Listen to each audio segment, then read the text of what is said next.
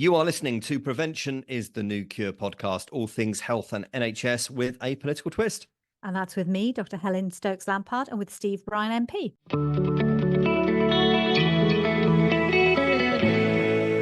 Hi, Steve. How are you doing? Hi, Helen. Nice to see you again. I was just commenting there on your new microphone, which makes you look like sort of Karen Carpenter circa 76. Oh, Karen Carpenter. I'll take that. I've been called a lot worse, you know.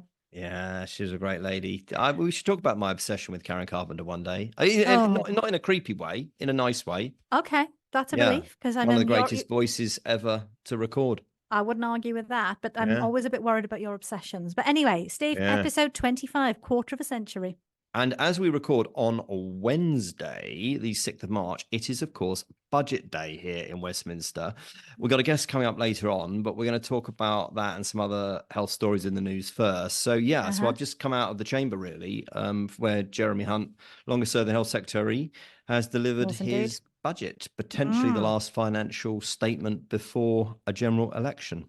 And what did you pick up from it? I mean, I was interested because you see what we see in the chamber. I see the whole speech. I see all the reaction. What did you pick up from it, just as catching glimpses on your phone or snatches on social media?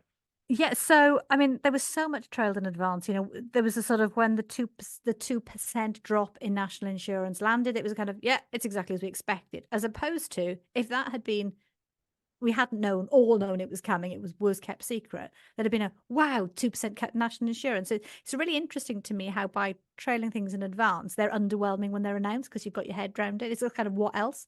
There were a couple of bits and pieces that caught my eye that sort of, I mean, I heard tax on vapes and increased tax on tobacco. I've no idea what those percentages and things are, however.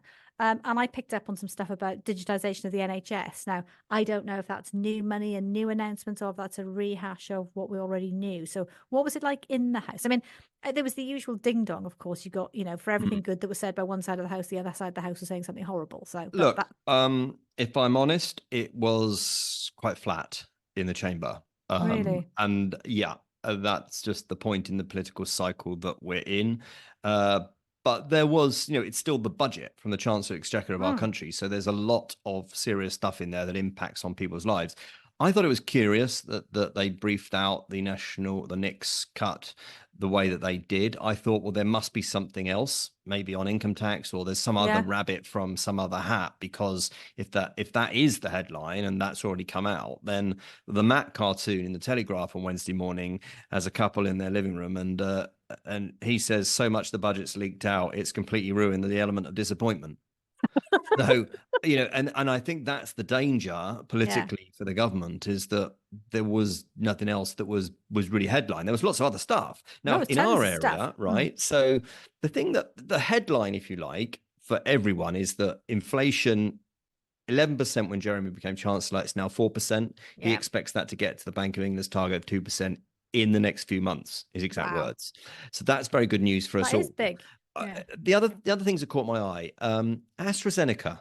Yeah, AstraZeneca are going to make a £600 million investment, partly in Cambridge, partly in Speke near Liverpool, on some sort of medicine supply vaccine development properties, which I think is really interesting. We'll need to see more about that as and when their announcement put some flesh on that. But their announcement is already out there on social media. So AZ, but because the government, because Jeremy had also mentioned that the government was putting money into this. So is it a matched funding thing? I think it's a public-private partnership, okay. So I think that is good news, because one of the things on the select committee earlier this week, we had Jenny Harries and Professor John Bell in talking about pandemic preparedness. And there is a grave concern that we have, which is that we've dropped back some of the amazing pole position we had around, being able to develop and produce vaccines. And so I think that is good from AZ. I mean, look, NHS funding is the reality is that it's up by more than a third in real terms in the past decade. Now, whether that's enough, clearly BMA would have a view, lots of people would have a view, but that is the fact. On top of that, what he announced really in our area that I suppose it won't get any headlines because it's just quite boring, but actually it could be incredibly significant, is this. He said that he was going to fund the NHS productivity plan in full to the tune of about £3.4 billion over the 25 to 28 period. Now, that is very significant. You're talking about the NHS app. You're talking about a new NHS So, staff app where they can rotor on. This is significant because the NHS workforce plan that we've talked about before has a productivity assessment built into it of about yeah. 1.5 to 2% year on year. And it isn't going to get anywhere near that if the NHS doesn't grip its IT revolution. So So, this is that's the a lot of money. So it's fantastic to hear that. So I saw a headline about digitization of the NHS and 3.4 billion. Now, I think about things often from a primary care lens. And I was thinking if there was all talk about electronic records in hospitals, because hospitals are remarkably behind the curve. Many of them are remarkably behind the curve in terms of electronic records. But the NHS app helps people right across the health landscape. And certainly it really helps our practice in that we now tell patients to look at their results on there rather than phoning us up because we've always writing comments and so on. So it's good to hear that. But if in fact the intent of that is to improve the whole setup to allow us to make other productivity gains, that is really quite interesting. So do you think there'll be a lot more meat on those bones in the coming days, Steve? Well, yeah, I mean, and I met for a cup of tea with the Secretary of State, Victoria Atkins, just after the statement and Yeah. said, well, when will we see the NHS productivity plan? Mm. Because clearly, if you're funding something in full, we haven't yet seen it. We, as Mm. MPs and Select Committee, haven't been able to scrutinise it. Then obviously that's still to come. But I think Did she answer? no, she didn't tell me when it would come, but I think it is positive that we're doing that, and more money for the NHS is always good, and the patients will, I think, enjoy the improved NHS app. Being able to book appointments and all of that. And I mean, what I was just saying in recent pods about how so much about the NHS, the tech holds you back. I talk Oh, to yeah. people in hospitals all the time who tell me it takes them 20 minutes to log into the Mm-hmm. PC. I mean, do you have NHS tech challenges in your practice? Oh my gosh, every day. I mean, 5, 6 years ago, I had a very awkward moment where a former Secretary of State for Health was speaking live at a Royal College of GPs conference when I was still chair. And he was waxing lyrical about all these amazing new things that were going to come to NHS tech. And I pointed out to him live by video link that it took me 17 minutes to log on to my GP computer. And we were still using a technology and software that was a decade out of date at that point. And he genuinely was open mouthed. Now, since then, things have moved on in general practice quite a lot. And we actually have some really good electronic patient records, but we are held back by old hardware. And the biggest problem we've got is that the software, because it's evolved over time, that we have all these extra programs, things which are bolted on, and so it's clunky. Yeah, You wouldn't start from here. That's the yeah, problem we've got. But we and are I where we are, and people battle through. But yeah, the other weekend I wanted to log in remotely to do some work on a Sunday, and I just could not get the flipping thing to work. And in frustration, I stomped into the surgery. I went into the surgery. I logged in. My system crashed 15 times in an hour and a half. I was almost driven to tears with it. I was so blisteringly upset. I wasted half my Sunday. and you Uh, stomped in. Did you stomp out when that happened? I actually went for a walk in Lichfield. I Mm. thought, Lichfield is really lovely and beautiful, and it was a really nice day. And I thought, you know what? I'm so stressed. I just need to clear my head. So I took a dose of my own social prescribing medicine. I went for a lovely long walk in the parks of Lichfield, and I calmed down. Good for you. Well, look, I mean that some of that 3.4 billion will reform the outdated IT systems. It will Good, invest in modern AI enabled MRI scanners that should cut scan times, they say, by about a third. good. Some of it will improve the interface between you guys, primary care and secondary care. So I Always would also welcome. like to think that will improve the interface between secondary care and pharmacy, which we'll come on to talk about shortly when we Mm, introduce our guest. So look, I mean it's all good stuff. okay. But as ever with budget announcements, they all have to be scrutinized carefully, and it's always a slow burn. So am I of the view that this budget was the launch pad for an imminent general election on May the 2nd? No. Okay.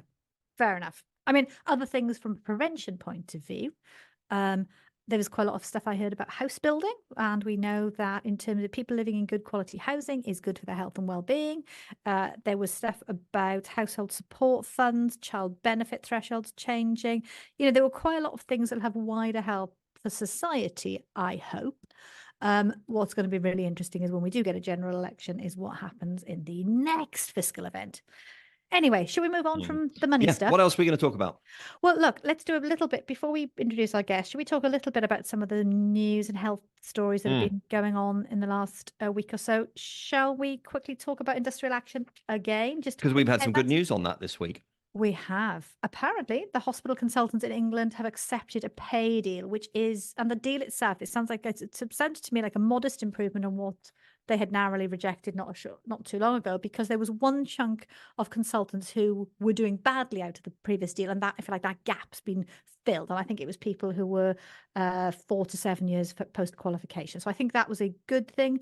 But on the flip side, we've had more industrial action from the junior doctors, the 10th set since we last spoke. Yeah. So the consultants deal was a bit of a, well, it wasn't a surprise that they turned down the last one, but it was a real blow. And I thought that might encourage the junior doctors and even the nurses. It has one, not the other so far. Yeah. But look, the new deal will now be recommended to members. I Good. think there's a good chance it'll be accepted this time. Yeah. Whether that spirit of collaboration and cooperation will now extend to the good Dr. Runswick, otherwise known as Red Runswick, who runs the BMA junior doctors dispute, I don't know. Right. We will have to wait and see on that. But GPs are quite annoyed about deals at the moment and contracts, right?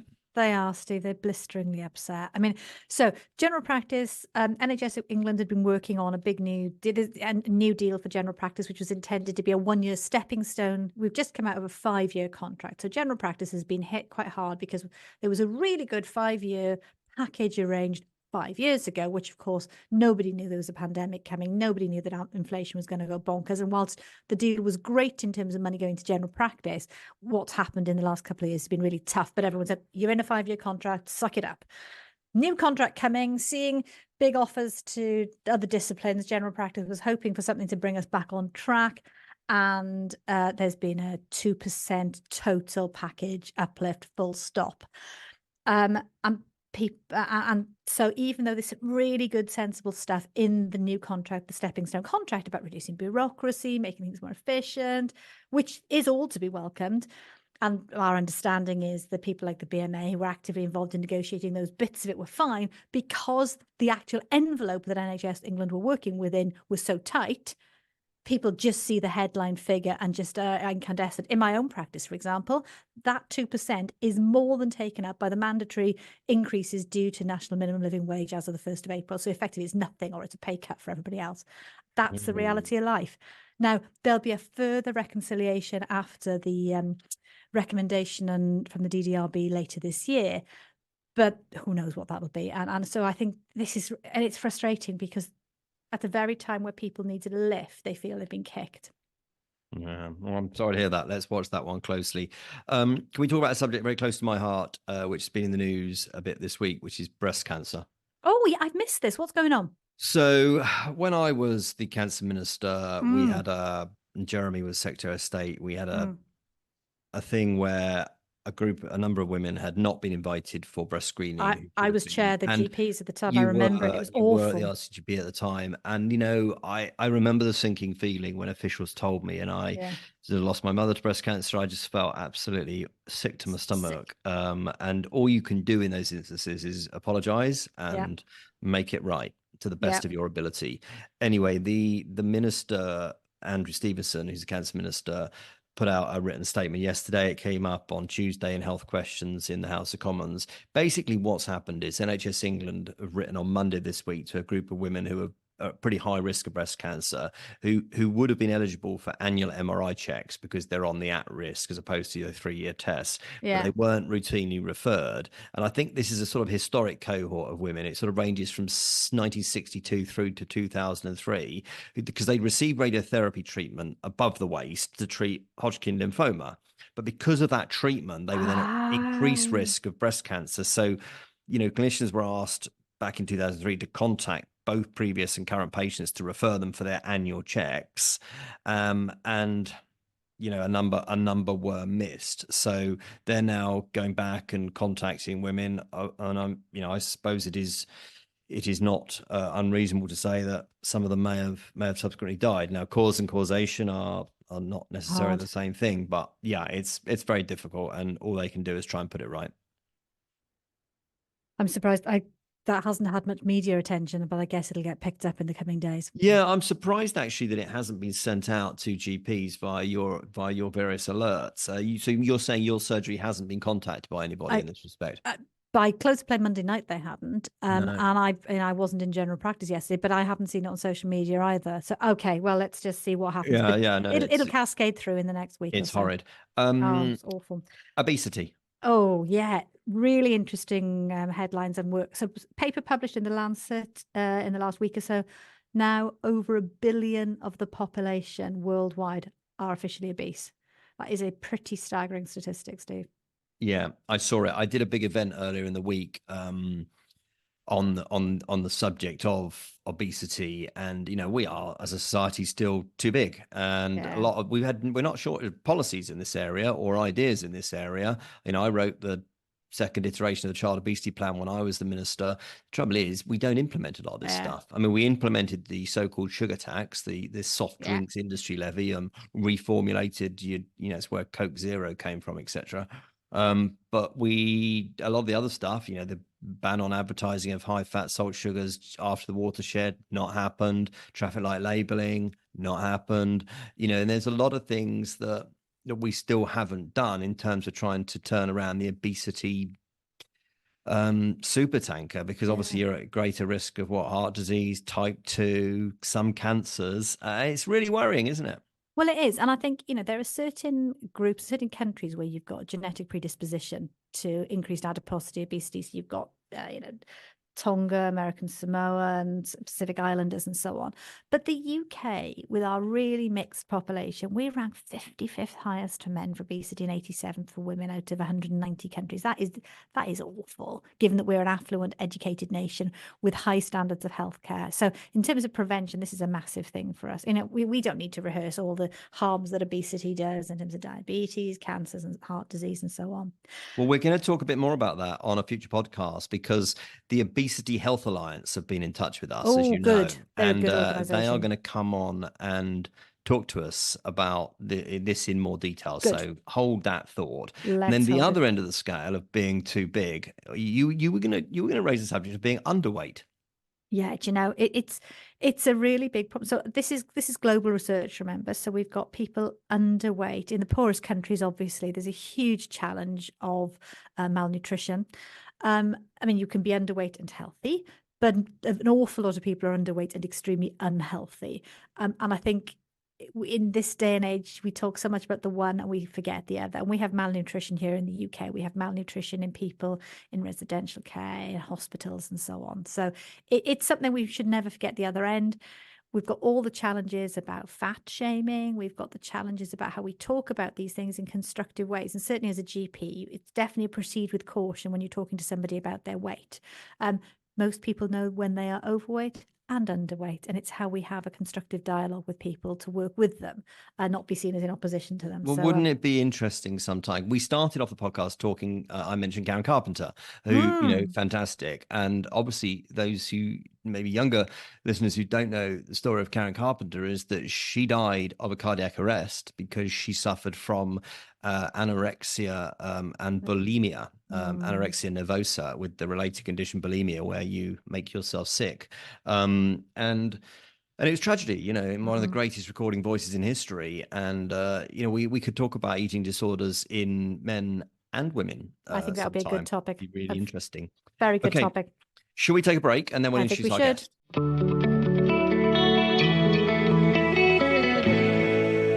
I am so delighted to welcome a friend and former colleague to the podcast today, Paul Rees MBE, Chief Executive of the National Pharmacy Association. Great to see you again, Paul.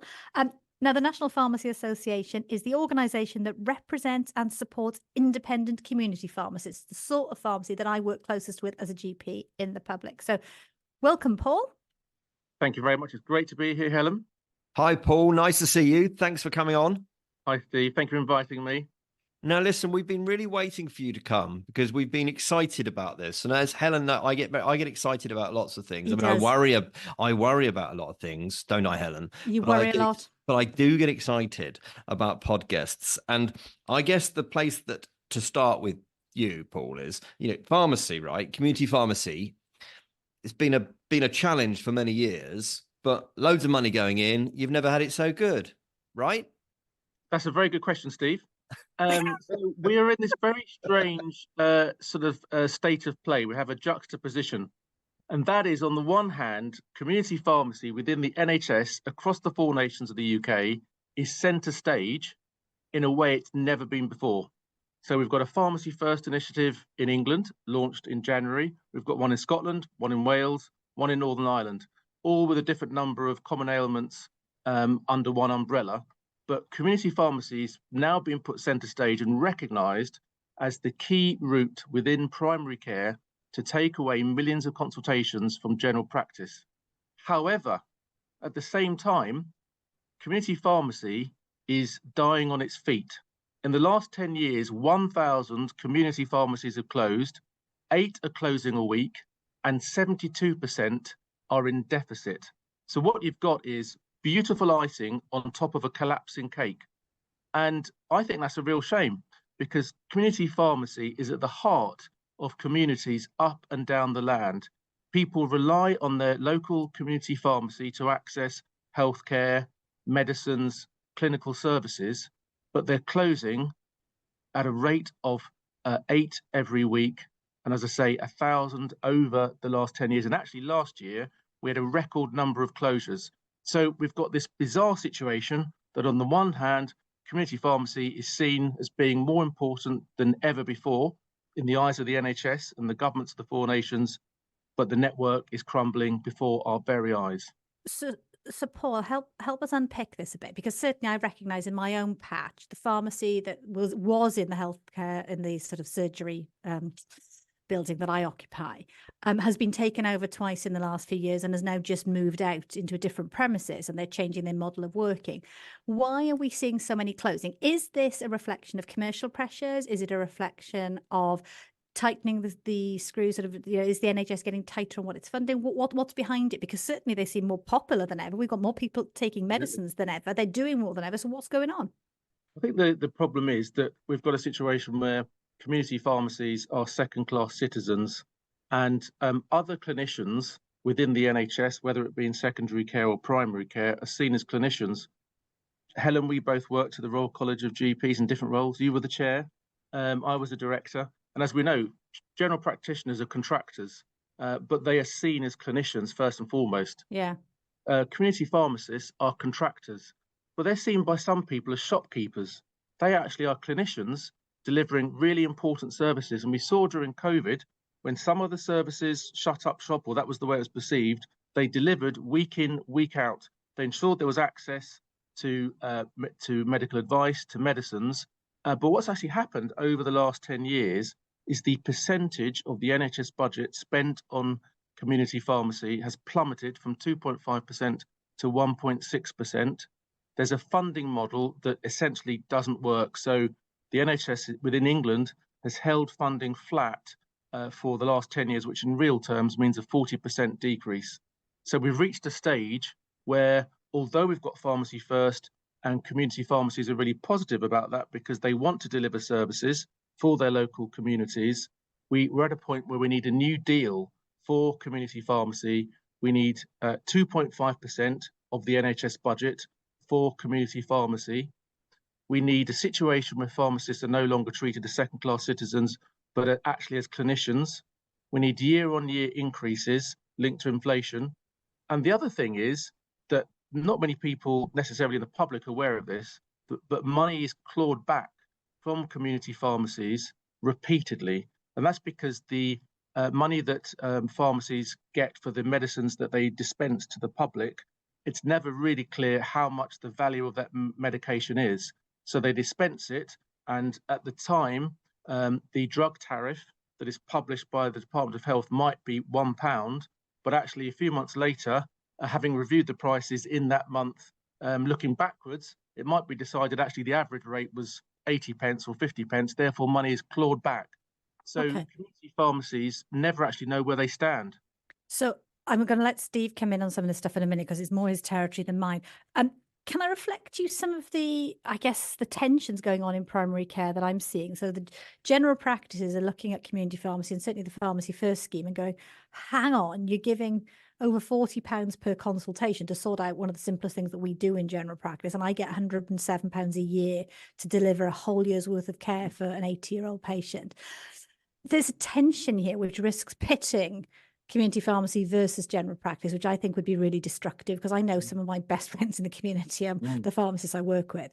How do we move away from the them and us and doing this and into better collaboration? We're seeing the same over vaccines. You know, oh my gosh, the pharmacies are advertising their vaccine schemes. They're going to undermine because we're not viable as a practice if we don't do vaccinations. I mean, vaccinations provide 2 members of staff in my practice every year. That's just the reality of the economics. So how do we work this better together to move away from opposition to collaboration? I think it's a really good question, Helen. And as you all know, and Steve will know, it's one of the issues that bedeviled the NHS. You've got so many different specialties, and so often each specialty is pitted against other specialties. But what we essentially need the government and the NHS to do is invest in primary care. For too long, the investment has gone to secondary care. For too long, the money's been going to hospitals. And the amount of money that's being spent in primary care, which is where so many patient interactions happen, has been decreasing. If we want to promote the prevention agenda, which obviously community pharmacies want to do, general practice wants to do, and of course we mustn't forget within primary care we've got optometry and dentistry. Yeah. We need to properly invest in primary care, shift funding from secondary care to primary care, and then we can actually all deliver what the public want. The public want to be able to walk off the street and speak to their pharmacist. They want to be able to call their GP and get an appointment.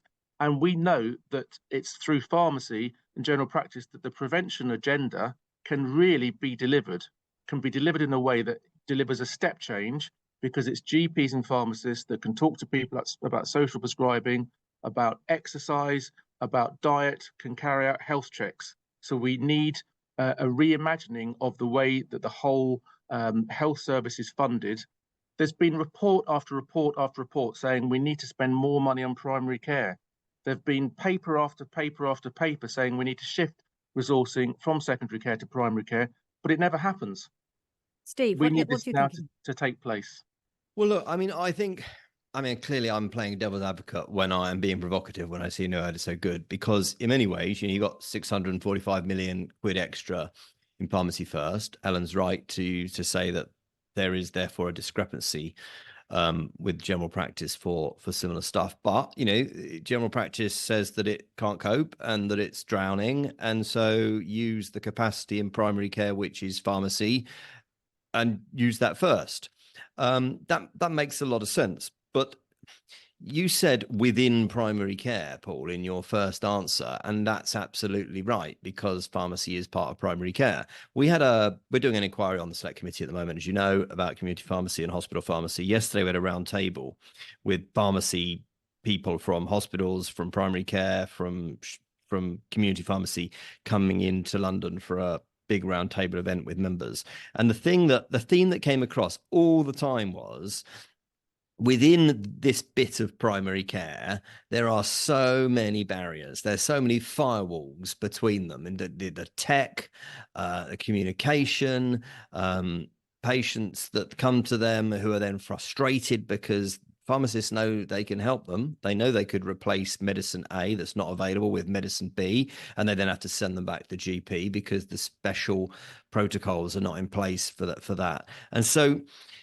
within primary care is not really happening. I mean, that's before we get to the fact that, there are pharmacies that are closing and therefore they don't exist on the high street for you to go to first. So I guess the question for you is, I know I hear you about more money for primary care or secondary care, but nobody in secondary care comes to me and says, I'd like less money in secondary care. So, you've either got to increase the amount of money or you've got to face that down. How do we change the mindset so that pharmacy is truly part of primary care? Because it isn't at the moment, is it? I think that's a really good question. And I think that pharmacists in community pharmacy are clinicians. they're delivering clinical services, they're dispensing medicines, which are the dispensing of medication is the biggest therapeutic intervention in the NHS. But so often, bizarrely, community pharmacists are seen as shopkeepers. They're not seen as clinicians, which is wrong. And I think we have an opportunity now, once in a lifetime opportunity through Pharmacy First, to really see community pharmacies being the front door to the NHS. I think clearly we need better joined up thinking between community pharmacy and general practice. I think there's a role actually, Helen, for the Royal College of GPs working with organisations like the National Pharmacy Association to develop better understanding between the two key elements we're talking about here.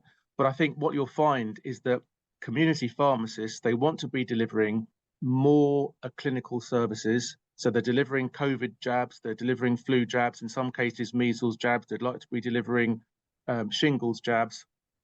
They want to be delivering health checks and be incentivized to do that.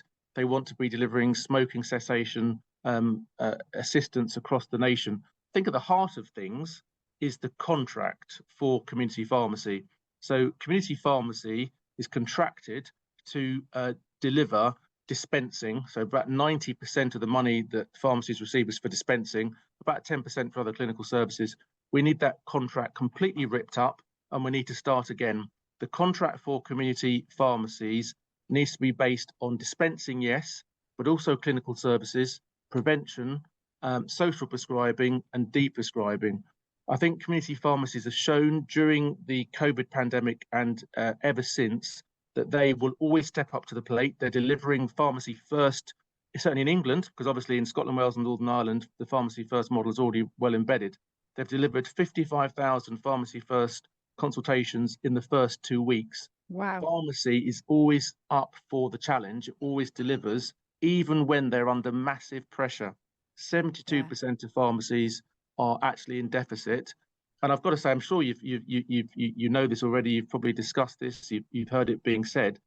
But the sad thing is that so many community pharmacists see themselves as being similar to the post office sub-postmasters because they are at the heart of their community. They're delivering hugely important services that the public wants. They're seen as being community health hubs, and yet they are being done over by a system which is penalising them financially because they're dispensing medicines at a loss repeatedly. Yeah, and that I have to say, I really didn't know that bit, that there's a retrospective clawback. But presumably, if the medicines have costs have gone up, they get the money too, or does it only go one way? So essentially, the government and NHS have taken a decision, and you might argue that at the start of this process, it was an idea worth that had some merit, and that was we want to control the amount we're spending on medication as a nation. Yeah. So therefore, the government and the NHS have squeezed out the amount of money being spent on medication through community pharmacy. So there is something called the margin. Yeah. So when community pharmacies, they buy in the medicines, they then dispense, there's a margin which is meant to provide them with some sort of recompense and a bit of profit. But that figure's been held at 800 million for the last 10 years. So of course, in real terms, that is shrinking. Yeah. And so now pharmacists are regularly dispensing medicines at a loss, some medicines at a profit, and a lot of them at a flat rate. And so for many pharmacists, it depends on which medicines they're being asked to prescribe because the GP, dispense because the GP's prescribed those medicines, and their demographic group may be overly being provided with medicines that are loss-making for the pharmacist. Okay. So it's out of their control. Yeah. And so they are providing these medicines. They think they know how much money they're going to get at the end of the month. But what happens is then retrospectively, sometimes up to a year later, that money is clawed back. Right. So the reason that we've had the collapse of Lloyd's, which 2 or 3 years ago people would have thought was unthinkable. Exactly, yeah. If a large international or national organisation with massive buying power can't make it work, then how can independent community pharmacies make it work? Well, the reason that they're still going is you've got people who are dedicated to their local community, who are putting their hand in their own pocket, remortgaging their house to keep the pharmacy going. But the human impact is that it takes a toll, and a lot of community pharmacists are struggling with huge pressures, anxiety, depression, and of course, as a result, they do see themselves as being in a similar situation to the post office sub postmasters. The post office sub postmasters had the Horizon system. The community pharmacists have the margin system, which nobody really understands. No. Nobody knows how much money they'll get at the end of the year. They think they've got one figure, it changes, retrospectively, the money's clawed back. So that sense of being disempowered is felt just as strongly amongst community pharmacists. And when you think they are the front line of healthcare along with GPs, that's not a position we want anyone to be in. Right. And so the other bit of disempowered, which if you talk to any pharmacist and mention medicine shortages, they would say that is one of the biggest anxieties and one of the biggest problems on their counter. I was watching in pharmacy the other day, I think I said on the podcast the other time, about people coming in with prescriptions, being told they haven't got it, being told to shop around. There is a replacement, but you've got to go back to the GP to get that prescription reissued. How big a problem is this for patients and for pharmacists? And why is it? Why are we struggling with medicine shortages so much right now?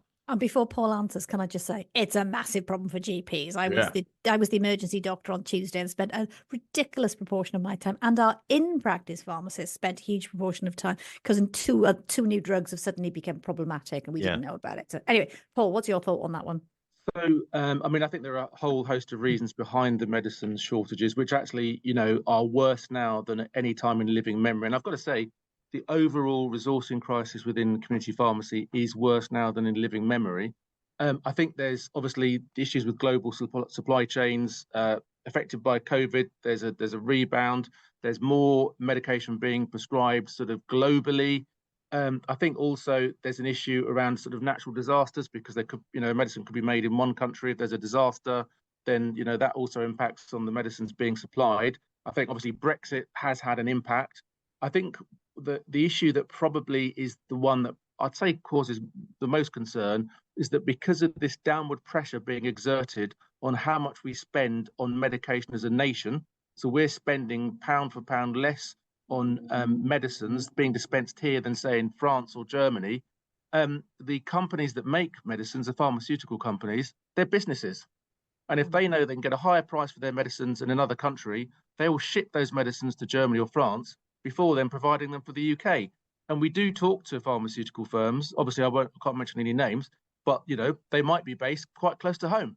They're producing these medicines and they're shipping them straight overseas because that's where they're going to get better prices. So, there has been cost control exerted. That has meant that we're paying less for our medicine. So on the one hand, you could say, well, that's, prudent management of finances. But the end result is there's this terrible medicine shortage issue, which is affecting patients, and it's causing massive morale issues for GPs, pharmacists, and many other people. Yeah. On the promise of Pharmacy First, which is obviously there, of the 7 conditions, sinusitis, sore throat, earache, infected insect bites, bacterial skin infections, shingles, and uncomplicated UTIs in women. That leaves me out. Because it's always complicated in men, Steve. Yeah. We're built differently. I don't know why that would be. Where do you think, Paul, it could go next, Pharmacy First? Assuming that the businesses still exist, assuming that it's funded, what next could Pharmacy First do? Well, I think that's a really interesting question, because we talk about Pharmacy First and we often think of it as being one thing. But as I say, in all 4 nations of the UK, it's different things. So in Wales, the Common Ailments Service has 27 conditions. Wow. And in Scotland, 26. And in Northern Ireland, 13 conditions. So I spoke to a number of GPs when Pharmacy First was still going through the planning process. And what GP said was that when you've got things such as sore throat, earache, etc., these are really simple things that they can prescribe for without really too much thinking whatsoever. And actually, they've got more acute cases with more complicated conditions. that they could devote more time to, because people can't get appointments with many GPs. And so I think general practitioners across the land, certainly I think in private conversations, would say they would like this expanded. If you can have 27 conditions in Wales and 26 in Scotland, why not expand that so that frees up GP time? And as we know, the ambition is for 10 million consultations to be freed up. And actually, if we can get this going, and we know that pharmacists always step up to the mark and deliver, we know that is possible for an expanded service. So I think that common ailments should be seen as something that, in theory, could be put into the bucket for community pharmacies, and that frees up GPs then to look at more complicated conditions. And I think, therefore, that could be the natural end state if we can get Pharmacy First to work in England in the same way that it's working in Scotland, Wales, and Northern Ireland. Paul, that is fantastic. And that feels to me like a really good place to wrap it up. We've covered so much ground there. Really great to have you on the podcast. Steve, any last words? No, I think that, I mean, look, you clearly know your stuff. And I know when you wanted, you were running to get elected as leading the MPA or leading this organization, you said you wanted to deliver for members. And, I think that's exactly what you're doing. What do you do for fun, Paul? Oh, don't ask this question, Steve. Well, I support Wales in the rugby, and that's so fine. I go and watch them. But unfortunately, that doesn't give me much fun because Wales keep losing. And also, and I'm obviously a bit of a loser because also I support Tottenham Hotspur, and they tend to lose as well. We share that burden, as you know. But my 13-year-old son still lives in hope of better days ahead. But that's because he's only 13. Yeah, he's not experienced the years of hurt. Listen, Paul, thanks very much. Thank you very much, Steve. Thank you, Helen. Bye, Paul. Take care. Bye. Okay, bye.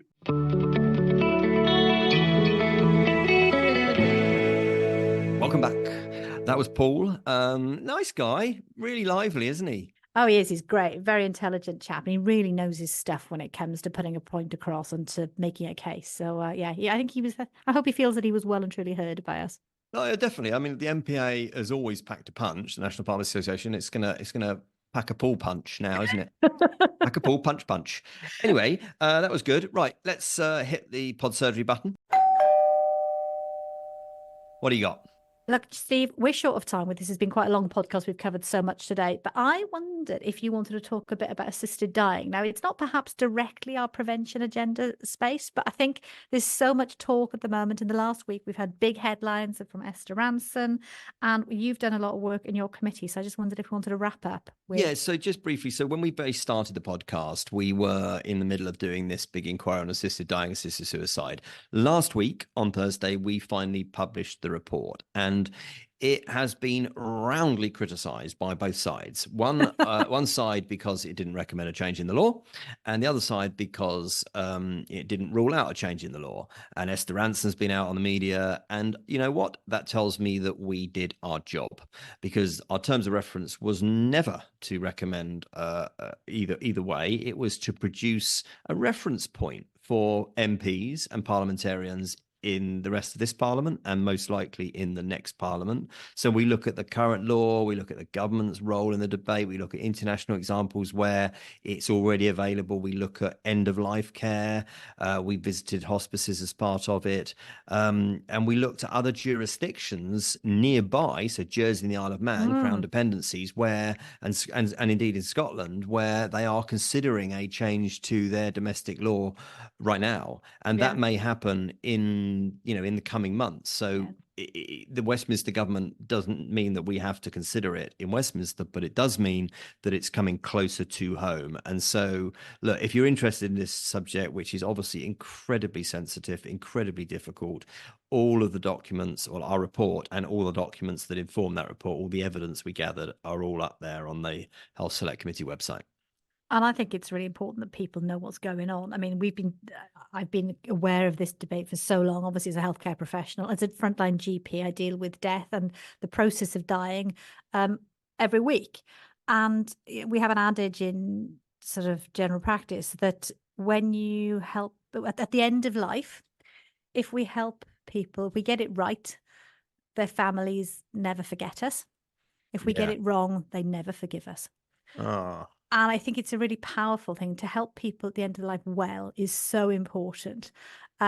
And I've been around for some great deaths of some of my patients, and I've seen some that aren't so good. And I think for me, the biggest thing is about how we improve our palliative care services. And everyone has a view on this. But I think whether people want to talk about it or want to put their heads in the sand, the reality is with what's happening in Jersey and the Isle of Man, we've all got to be live to it. I think the Academy of Medical Royal Colleges has been talking to the teams out in Jersey about the education and the training that's going to be needed. So I think doctors are thinking about it. Currently, the Royal Colleges, the Royal College of Physicians has a position of neutrality about it, whereas the RCGP, I think, is one of the few organisations that remains opposed to a change in the law. The BMA moved from a position of opposition to a position of neutrality a couple of years ago. So I think the mood of the healthcare profession is usually behind the public on this, but even that is shifting. Yeah, well, it's all there online if you want to have a look. And that concludes Prevention is the New Cure for this time. If you want to get in touch with us, you can email podcast@stevebrine.com. You can find us on all of our social media channels across Facebook, X, and Instagram. And till next time, we will see you with the next episode. All right, Helen? Take care, Steve. Thanks very much. God bless. Bye. Bye.